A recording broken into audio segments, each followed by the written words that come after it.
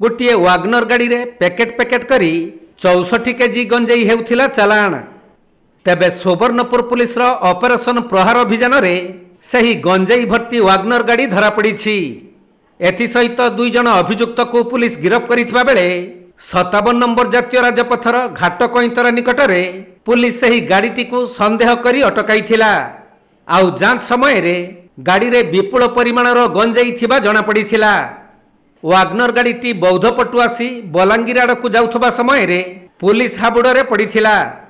पर मजिस्ट्रेट दायित्व रे तरभा तहसीलदार उपस्थिति रे सही गंजेई पैकेट गुड़ी को ओजन करा जिबारु ताहा 64 केजी होइथिला। गंजेई चालाण रे संपृक्त अभियुक्त माने बौद्ध जिला मनमुंडा थाना अंतर्गत महेश्वर पिंडा गाँव प्रशांत भुक्ता और खैरमाल गाँव ब्रजकिशोर खेती बोली जिला आरक्षी अधीक्षक एक सांबादिक सम्मिलन रे सूचना दैछंती। देखो ऑपरेशन प्रहार जोटा कि हमर 1/9/2025 रु आरंभ होइछि तार होची जे ड्रग मिनान्स जो ड्रग रे विभिन्न प्रकार लोकन को एक्सप्लोर करा जाउछि बा ट्रांसपोर्ट होउछि बिजनेस होउछि से ड्रग को हमें केमती ताको डिटेक्ट करबा सीज करबा एवं जो माने रियल कल्प्रिट्स या पछरे जो माने ट्रांजैक्शन हो पोजीशन हो बा सेल करछन्ती समान को केमती हमें तांको तांगर नारे माने विभिन्न जो एनडीपीएस हो अन्य दफार जो केस अछि ता केस बुक करी समान को लॉ पढ़ी भीतर को आनिबा।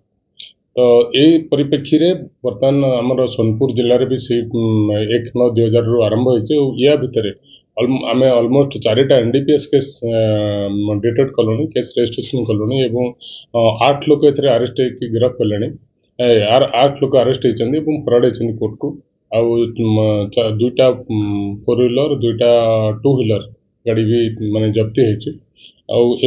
ऑलमोस्ट 73 केजी गंजा बर्तमान आमर सीज हेलानी एवं 187 बटल्स ऑफ कफ सिरप मते ताकू जब्ती कराइछि।